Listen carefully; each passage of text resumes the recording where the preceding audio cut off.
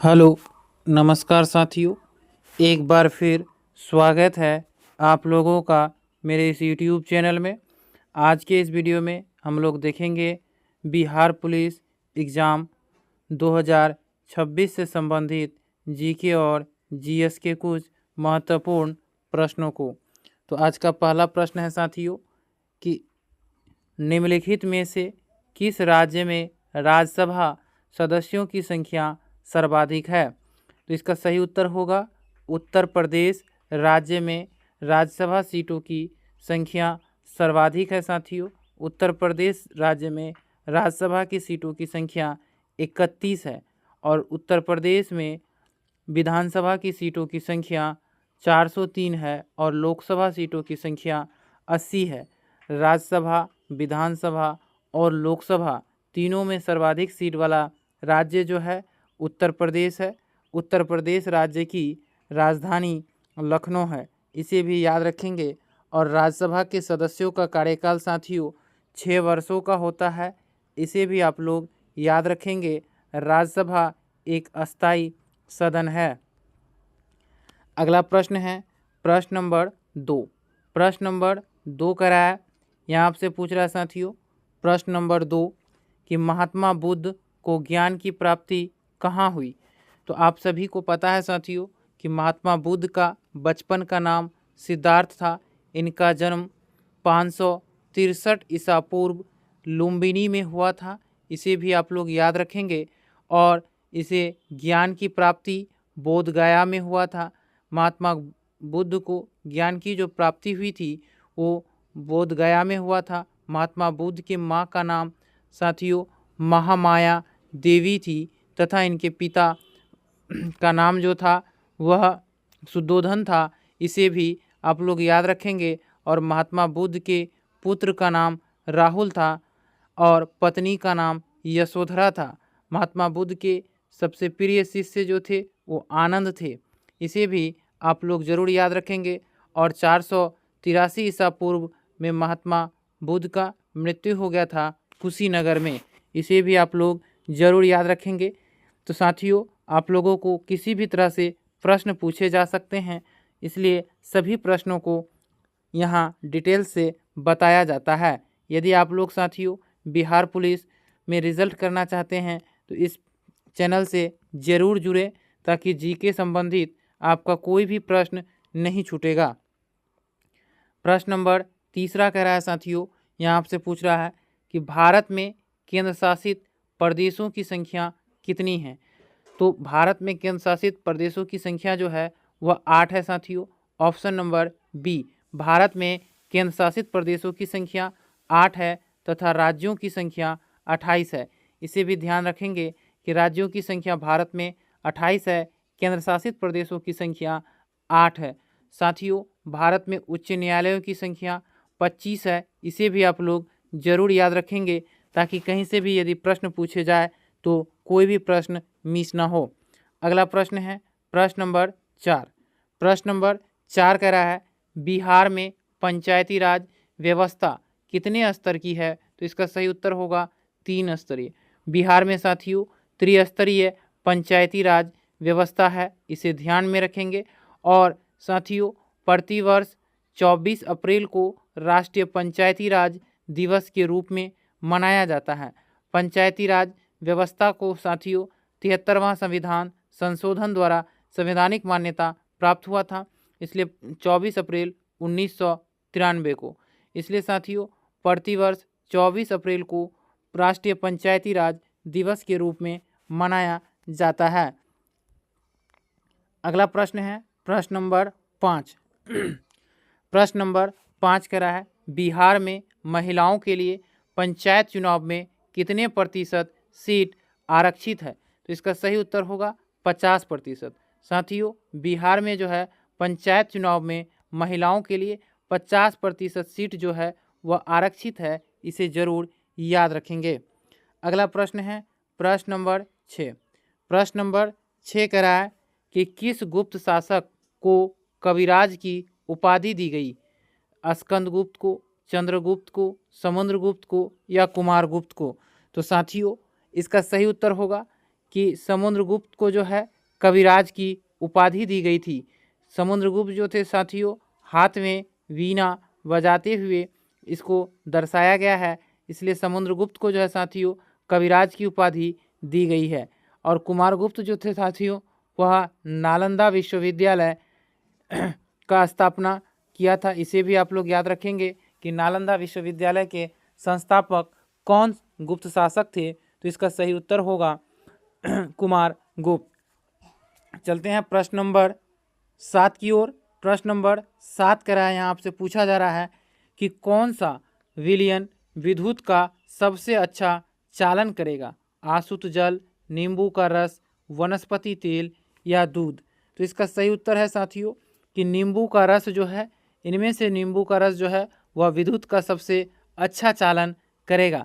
साथियों, जिस भी वस्तु में विद्युत धारा प्रभावित होते हैं तो उसे हम लोग सुचालक कहते हैं विद्युत का, और जिसमें विद्युत धारा प्रभावित नहीं होती है उसे कुचालक कहते हैं। इसे भी याद रखेंगे कि जिसमें विद्युत धारा प्रभावित होती है तो उसे सुचालक कहते हैं, तथा जिसमें विद्युत धारा प्रभावित नहीं होता है उसे कुचालक कहते हैं। विद्युत शक्ति का साथियों एसआई मात्रक जो होता है वह वाट होता है, इसे भी आप लोग जरूर याद रखेंगे। बल का एसआई मात्रक पास्कल होता है।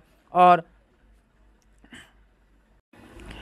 नमी साथियों, प्रश्न नंबर 8 कह रहा है कि नमी और हवा की उपस्थिति में धातुओं के क्षरण की प्रक्रिया क्या कहलाती है। तो इसका सही उत्तर होगा संक्षारण। नमी और हवा की उपस्थिति में धातुओं के क्षरण की प्रक्रिया को संक्षारण कहते हैं। प्रश्न नंबर 9 कह रहा है साथियों कि जड़त्व किसी वस्तु के किस गुण पर निर्भर करता है। तो इसका सही उत्तर होगा द्रव्यमान। जड़त्व जो है वह किसी वस्तु के द्रव्यमान पर निर्भर करता है। ऑप्शन नंबर डी प्रश्न नंबर 9 का सही उत्तर है। प्रश्न नंबर 10 कह रहा है साथियों, यहाँ आपसे पूछा जा रहा है कि कण्व वंश का संस्थापक कौन थे। तो इसका सही उत्तर होगा वासुदेव। वासुदेव जो थे साथियों वह कण्व वंश के संस्थापक थे, इसे याद रखेंगे। चंद्रगुप्त मौर्य जो थे वह मौर्य वंश के संस्थापक थे, इसे भी आप लोग जरूर याद रखेंगे। चंद्रगुप्त मौर्य जो थे नंद वंश के शासक घनानंद को हराकर मौर्य वंश की स्थापना मगध पर किया था। अगला प्रश्न है प्रश्न नंबर 11। प्रश्न नंबर 11 कह रहा है विंध्य और सतपुरा पर्वत श्रृंखला के बीच कौन सी प्रमुख नदी बहती है, ताप्ती, केन, नर्मदा या सोन। तो इसका सही उत्तर होगा साथियों कि विंध्य और सतपुरा पर्वत श्रृंखला के बीच जो है नर्मदा नदी बहती है। ऑप्शन नंबर सी प्रश्न नंबर 11 का सही उत्तर है। अगला प्रश्न है प्रश्न नंबर 12। प्रश्न नंबर 12 कह रहा है भारत का कौन सा राज्य मिर्च और हल्दी का सबसे बड़ा उत्पादक है, तमिलनाडु, आंध्र प्रदेश, बिहार या छत्तीसगढ़। तो इसका सही उत्तर होगा साथियों कि भारत में मिर्च और हल्दी का सबसे बड़ा उत्पादक राज्य जो है वह आंध्र प्रदेश है। ऑप्शन नंबर बी साथियों, आंध्र प्रदेश राज्य जो है भाषा के आधार पर सबसे पहला राज्य था जो बना था वर्ष 1956 में। अगला प्रश्न है प्रश्न नंबर 13। प्रश्न नंबर 13 कह रहा है साथियों कि सैयद वंश का शासनकाल कब से कब तक था। तो इसका सही उत्तर होगा 1414 से 1451 तक, यानी 1414 से लेकर 1451 के बीच दिल्ली सल्तनत में सैयद वंश का शासनकाल था। और सैयद वंश के जो संस्थापक थे साथियों उनका नाम था, सैयद वंश के संस्थापक जो थे वो खिज्र खां थे, जिन्होंने 1414 में सैयद वंश का स्थापना किया था। प्रश्न नंबर 14 कह रहा है कि निम्नलिखित में से किस वर्ष ऑपरेशन फ्लड शुरू किया गया। तो इसका सही उत्तर होगा वर्ष 1970 में साथियों ऑपरेशन फ्लड जो है वह भारत में शुरू हुआ था, जिसे श्वेत क्रांति के नाम से भी जाना जाता है। सब भारत में श्वेत क्रांति का जनक जो है साथियों वर्गीज कुरियन को कहा जाता है, इसे भी आप लोग जरूर याद रखेंगे। हमारा अगला प्रश्न है प्रश्न नंबर 15। प्रश्न नंबर 15 कह रहा है भारत में निम्नलिखित द्वीपों में से किस में ज्वालामुखी उद्गम है। तो इसका सही उत्तर होगा वैरन द्वीप। ऑप्शन नंबर सी वैरन द्वीप में साथियों ज्वालामुखी उद्गम है। चलते हैं प्रश्न नंबर 16 की ओर। प्रश्न नंबर 16 कह रहा है भारत की राजकोषीय नीति किसके द्वारा प्रतिपादित की जाती है। तो इसका सही उत्तर होगा वित्त मंत्रालय के द्वारा साथियों भारत की राजकोषीय नीति प्रतिपादित किया जाता है? वर्तमान समय में भारत के वित्त मंत्री निर्मला सीतारामन हैं, इसे भी आप लोग जरूर याद रखेंगे साथियों। और वित्त मंत्री ही प्रत्येक वर्ष बजट पेश करते हैं, इसे भी आप लोग जरूर याद रखेंगे। प्रश्न नंबर 17 कह रहा है साथियों कि विक्रमशिला विश्वविद्यालय की स्थापना किसने की थी? तो इसका सही उत्तर होगा साथियों धर्मपाल। धर्मपाल ने जो साथियों विक्रमशिला विश्वविद्यालय की स्थापना की थी, ऑप्शन नंबर बी। धर्मपाल जो थे साथियों वो पाल वंश के शासक थे। अगला प्रश्न है प्रश्न नंबर 18। प्रश्न नंबर 18 कह रहा है बिहार में सबसे अधिक कौन सी मिट्टी पाई जाती है? तो साथियों आप लोगों को पता होगा कि बिहार जो है भारत का एक राज्य है जो क्षेत्रफल की दृष्टि से 12वें स्थान पे है तथा जनसंख्या की दृष्टि से तीसरे स्थान पे है। और बिहार में जो है सबसे अधिक जलोढ़ मिट्टी पाई जाती है। ऑप्शन नंबर सी प्रश्न नंबर 18 का सही उत्तर होगा। साथियों यदि आप बिहार पुलिस एग्ज़ाम में अच्छे से पास करना चाहते हैं तो आप लोग ज़रूर हमारे इस YouTube चैनल से जुड़े ताकि जीके से संबंधित कोई भी प्रश्न आपका एग्ज़ाम में ना छूटे। अगला प्रश्न है साथियों प्रश्न नंबर 19। प्रश्न नंबर 19 करा है भारत का राष्ट्रीय जलीय जीव क्या है? तो इसका सही उत्तर होगा डॉल्फिन। साथियों कभी कभी राष्ट्रीय से भी प्रश्न पूछा जाता है। यदि आप लोगों को पूछे कि भारत का राष्ट्रीय जलीय जीव क्या है तो डॉल्फिन है। राष्ट्रीय पशु जो है साथियों वह बाघ है। राष्ट्रीय पक्षी मोर है, इसे भी आप लोग जरूर ध्यान रखेंगे। और हमारा अगला प्रश्न है प्रश्न नंबर 20। प्रश्न नंबर 20 कह रहा है साथियों कि आर्य समाज की स्थापना किसने की? तो इसका सही उत्तर होगा स्वामी दयानंद सरस्वती ने आर्य समाज की स्थापना वर्ष 1875 में किया था। इसे भी आप लोग जरूर याद रखेंगे साथियों। रामकृष्ण मिशन की स्थापना स्वामी विवेकानंद के द्वारा किया गया था। चलते हैं प्रश्न नंबर 21 की ओर। प्रश्न नंबर 21 कह रहा है कि विश्व जनसंख्या दिवस कब मनाया जाता है? तो इसका सही उत्तर होगा 11 जुलाई को। प्रतिवर्ष 11 जुलाई को विश्व जनसंख्या दिवस मनाया जाता है। 1 मई को अंतर्राष्ट्रीय मजदूर दिवस मनाया जाता है। 21 जून को अंतर्राष्ट्रीय योग दिवस और 22 मार्च को अंतर्राष्ट्रीय जल दिवस तथा बिहार दिवस मनाया जाता है। चलते हैं प्रश्न नंबर 22 की ओर।